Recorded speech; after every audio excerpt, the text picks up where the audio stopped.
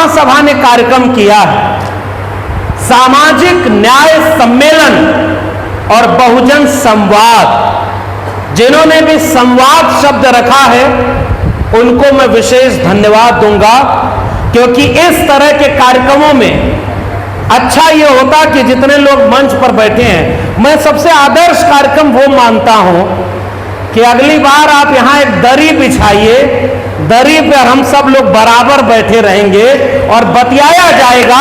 यहां कोई chief guest जैसा कार्यक्रम नहीं होना चाहिए। मुझे बहुत खराब लगता है जब कोई मंच पर आकर अकेले गुलदस्ता भेंट करे। आपको अच्छा लगता है इसलिए हम सम्मान करते हैं, गुलदस्ता स्वीकार करते हैं, तस्वीर खिंचाते हैं, लेकिन हम जिस विचारधारा के लिए यहां आए हैं उसमें किसी एक लक्ष्मण यादव को बड़ा बनाने की जरूरत नहीं है।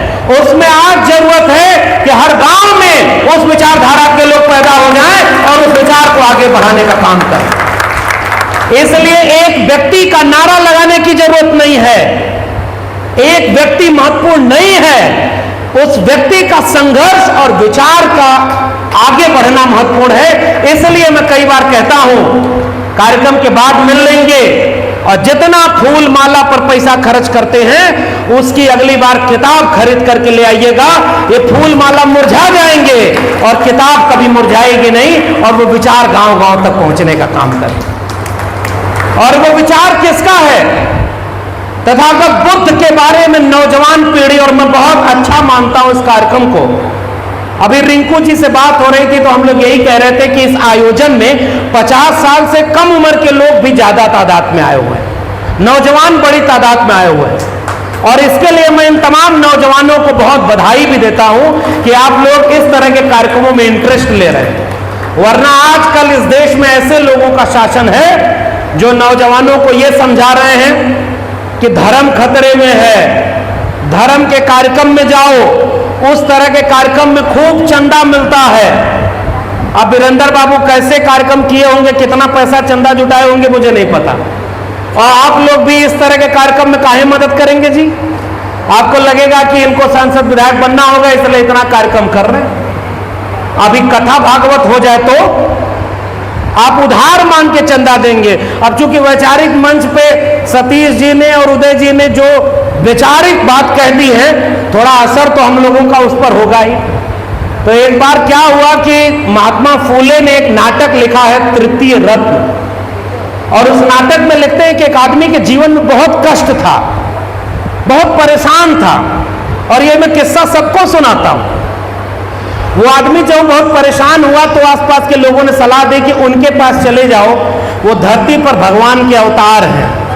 वो कौन है समझ जाएंगे ना? जो धरती पर भगवान के अवतार हैं वो आपका ग्रह नक्षत्र देखकर बता देंगे कि आपके जीवन में कष्ट क्यों है। वो आदमी वहां पहुंच गया, उन्होंने पतरा दिखाया तो सामने से आवाज आई कि तुम्हारे जीवन में इतना कष्ट इसलिए है क्योंकि शनि ठीक जगह पर नहीं है। तो कहे शनि ठीक जगह पर कैसे आएगा? तो उसने कहा हवन कराना होगा, और रेफरेंस के साथ बोल रहा हूं, वरना कल को कुछ लोगों की भावना आहत हो जाए।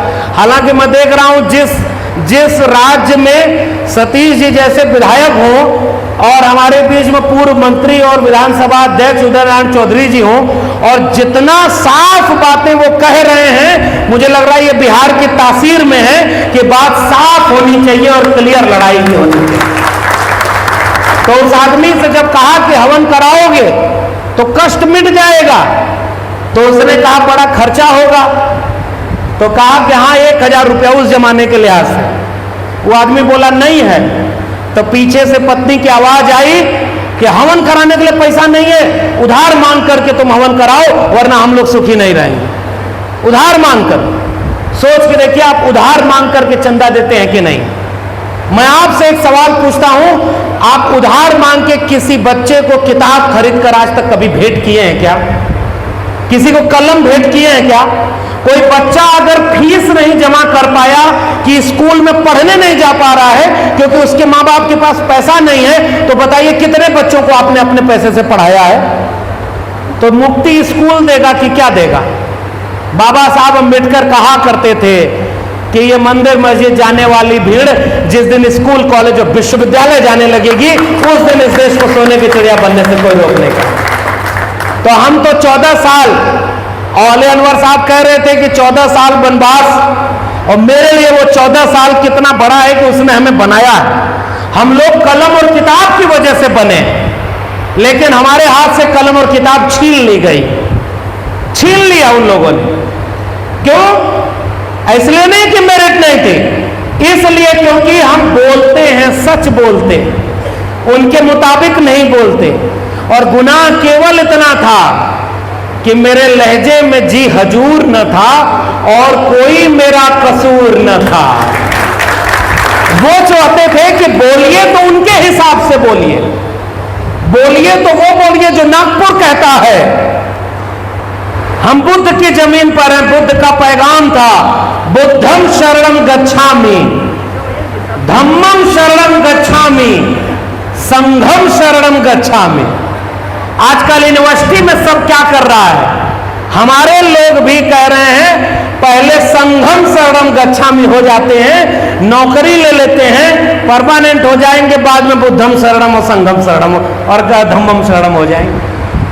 अगर आप आरएसएस की शाखा में जा रहे हैं, अगर आप आरएसएस के हैं, तो आप विश्वविद्यालय में प्रोफेसर बनेंगे, कुलपति बनेंगे, डीएम बनेंगे, एसपी बनेंगे, कॉलेजियम सिस्टम से जज बनेंगे, जज बनकर वहां फैसला देंगे, टीवी मीडिया में बैठ करके देश को बर्बाद करने के नफरत का व्यापार करेंगे।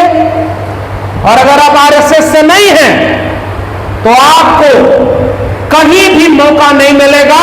ये इस देश में सबसे बड़ा खतरा इस समय नागपुर के आरएसएस के लोग बने हुए हैं जो एक विचारधारा के रंग में सबको रंगना चाहते हैं। इसलिए सामाजिक न्याय की लड़ाई उस दक्षिणपंथी धर्म के नाम पर, देश को बांट करके सांप्रदायिकता के नाम पर आग लगाने वाले लोगों के खिलाफ बराबरी और न्याय की लड़ाई है। इसलिए हम सामाजिक न्याय सम्मेलन में आपके बीच में आए हैं, ये कहने कि हम बटने वाले और लड़ने वाले लोगों के साथ नहीं हैं, हम एकजुट होने की बात करने के लिए आए। और इसलिए जब उन्होंने नौकरी से निकाला, और जिसके बाद अभी उदय जी कह रहे थे, मैं बहुत शुक्रिया अदा करता हूं कि हमारे बीच के तमाम साथी कल के कार्यक्रम में कहां किताबों के कार्यक्रम में थे, और जो बात बोली है वो मेरी हिम्मत और मेरे लिए तमगे की बात है। और जो बात बोली है उस किताब के बारे में, उस किताब को आप यहां से ले भी सकते हैं, इसलिए मत पढ़िएगा कि वो केवल लक्ष्मण यादव की इसलिए खरीद ले। उस किताब को इसलिए पढ़िएगा अगर आपको समझना हो कि इस देश में आज की तारीख में सबसे पहले खतरे में कुछ है तो कलम किताब खतरे में है, स्कूल कॉलेज विश्वविद्यालय और शिक्षा खतरे में है, और भीतर से कैसे घुन की तरह उसको बर्बाद किया जा रहा है। अगर यह बात आज आप नहीं पढ़ेंगे तो 25-50 साल बाद अगर इस देश के सरकारी स्कूल, सरकारी कॉलेज, सरकारी विश्वविद्यालय खंडहर बन जाएंगे या किसी पूंजीपति का कारखाना बन जाएंगे, तो आने वाली पीढ़ी आपसे और हमसे एक सवाल पूछेगी कि जब इन्हें खंडहर बनाया जा रहा था तो कोई समाज को जगाया कि नहीं, बताया कि नहीं, तो उसे प्रोफेसर की डायरी मिलेगी कि हां एक प्रोफेसर था जो अपनी नौकरी को चिंता किए बिना जमाने से कह रहा था स्कूल कॉलेज और विश्वविद्यालय को बचा लेना, वरना तुम्हारी पीढ़ियां मानसिक रूप से गुलाम पैदा होंगी। क्योंकि शिक्षा का काम केवल डिग्री बांटना नहीं है, चेतना देना है, समझदारी देना है। इस बात की समझदारी कि जानवर का बच्चा भी उसको पता है कि गौमूत्र नहीं पिया जाता है, गाय का दूध पिया जाता है। और आजकल यूनिवर्सिटी के प्रोफेसर कहते हैं गौमूत्र में विज्ञान होता है, तो तुम 2-2 गिलास पीते रहो। हम दूध पीने वाले लोग जानते हैं कि गोबर खाया जाता है कि हलवा खाया जाता है। कोरोना आया था तो इस देश में कहा गया कि अगर गोबर, गाय का गोबर लीप लेंगे तो कोरोना नहीं होगा। याद है? हम लोग भूल बहुत जल्दी जाते हैं। कोरोना आया तो प्राइवेट स्कूल, हॉस्पिटल बंद थे, सरकारी अस्पतालों में इलाज हुआ। ऑक्सीजन का सिलेंडर कौन पहुंचा रहा है? कभी मजहब नहीं देखा किसी ने कि अगर खून की जरूरत पड़ी तो वो खून हिंदू का है या मुसलमान का है, दलित का है, पिछड़े का है, पसमानदा का है या अति पिछड़े का है। खून लेते समय नहीं देखते। और जब इंटरव्यू लेकर नौकरी देना होता है या सुप्रीम कोर्ट में जज बनाना होता है तो तुम वहां कॉलेजियम सिस्टम चलाते हो और यहां पर जातिवाद करते हो कि अगर राष्ट्रपति भी बन जाएंगे तो उनको मंदिर में घुसने नहीं दिया जाएगा। बताइए सबसे बड़ी बीमारी क्या है? जातिवाद है कि नहीं? उस कोरोना में नई शिक्षा नीति लागू कर दी गई, किसानों के कानून लागू कर दिए गए। और बताओ नौजवानों, अगर ये बात हम और आप समाज को नहीं बताएंगे कि वो 3 किसानों के कानून आपदा को अवसर में बनाने के समय पास किए गए थे, बताइए सही या गलत? किसानों की फसलों और नस्लों को बेच देना अंबानी और अडानी के हाथ में, उसके लिए किसानों के कानून बनाए गए। हमसे समझदार तो किसान निकले जो उन तीनों कानूनों को वापस लाने के लिए 13 महीने आंदोलन किया। 750 किसान शहीद हुए लेकिन उन कानूनों को वापस लिया। लेकिन उसी आपदा को अवसर में बदलने के बाद नई शिक्षा नीति लागू करके कलम और किताब को अंबानी अडानी के हाथों बेच दिया गया है। और हमको सच बताइए, पता ही नहीं है कि स्कूल और कॉलेज बिक गए। मैं आपसे ये कहने आया हूं, सरकारी अस्पताल जैसे बर्बाद हुआ वैसे सरकारी स्कूल बर्बाद हो रहा है, सरकारी विश्वविद्यालय बर्बाद हो रहा है। और जो बचा है वहां नागपुर आरएसएस की शाखा का वहां आदमी सब अपॉइंट किया जा रहा है। ये हमारे दोस्त यहां अग्रज बैठे हुए हैं, प्रोफेसर हैं यहां गया यूनिवर्सिटी में, डॉक्टर अनुज कुमार तरुण। हम लोग दिल्ली विश्वविद्यालय में साथ थे और आंदोलन किए कि सुप्रीम कोर्ट में बैठे हुए न्यायाधीश जो कॉलेजियम सिस्टम से आए हैं वो कभी 13 पॉइंट रोस्टर ले आते हैं तो कभी जो है 2 अप्रैल का भारत बंद करना पड़ता है क्योंकि SC ST atrocity prevention act को बदल देते हैं। और अभी हाल ही में वो वर्गीकरण और क्रीमी लेयर लेके आ रहे हैं। सुप्रीम कोर्ट में सब बैठा हुआ है। बिहार में है तो आजकल एक बात चल रही है परिवारवाद। परिवारवाद, अगर आप गृह मंत्री हैं तो अपना बेटा को जिसको न बोलने आता है, न ठीक से चलने आता है, न बतियाने आता है, जीवन में कभी बैट बल्ला पकड़ा नहीं है, पहले उसको BCCI का चेयरमैन बनवा देंगे और उसके बाद इंटरनेशनल क्रिकेट काउंसिल का चेयरमैन बना देंगे। हजारों करोड़ रुपया वो गृह मंत्री अमित शाह का बेटा जैसा कमाएगा और उन्हीं की राजनीति करने वाले आपके घर में आके कहेंगे कि अपना बेटा बेटी को कहो धर्म खतरे में है और धर्म बचाने के लिए तलवार लेकर चलते रहो। इसलिए मैं आपके बीच में चेतावनी देने आया हूं कि परिवारवाद वहां कहां नहीं है कि गृह मंत्री का बेटा धर्म बचाने काहे नहीं आता। अच्छा, गृह मंत्री के बेटा को कोई कथा भागवत करते सुना है क्या? वो बढ़िया एकदम कोट पैंट पहनकर कभी क्रिकेट मैच कराता है, अंग्रेजी बोलते सुना है कि नहीं आपने? उसे नहीं सुना है। आजकल बिहार में सब एक नया नया सब जादूगर आया है, बहरूपिया। वो कह रहा है कि 9वां फेल आदमी कैसे मुख्यमंत्री बनेगा। आज तक उसकी हिम्मत नहीं हुई कि बताओ देश के प्रधानमंत्री की डिग्री कौन सी है और जो फेक है कि नहीं है, इसका सवाल आज तक तुमने काहे नहीं पूछा। वहां इस देश के प्रधानमंत्री की डिग्री झूठी है, ये बात हम नहीं कह रहे क्योंकि हमारे ही यूनिवर्सिटी से वो डिग्री बनी और जिस सन में वो पढ़ाई की डिग्री बनी है उस सन में वो वाला फॉन्ट ही नहीं बना था जिसमें प्रधानमंत्री की डिग्री बन गई है। अब प्रधानमंत्री का भाषण सुने हैं, वो किताब दीजिए हमको। और बात प्रधानमंत्री की है तो बढ़िया से सुनिएगा। वो कहता है अपने आप को कि ओबीसी है, डिग्री झूठी है। और डिग्री झूठी होने के बाद एक इंटरव्यू में प्रधानमंत्री बोलते हैं हमारी कोई पढ़ाई लिखाई नहीं हुई है, हम तो स्कूल गए ही नहीं, 35 साल भीख मांग कर कमाया है। और 35 साल भीख मांग के कमाया तो डिग्री वाला इंटर पॉलिटिकल साइंस का डिग्री कब मिल गई? कौन पढ़ाया नहीं पता, उसका प्रोफेसर कौन नहीं पता, उनका सहपाठी कौन नहीं पता।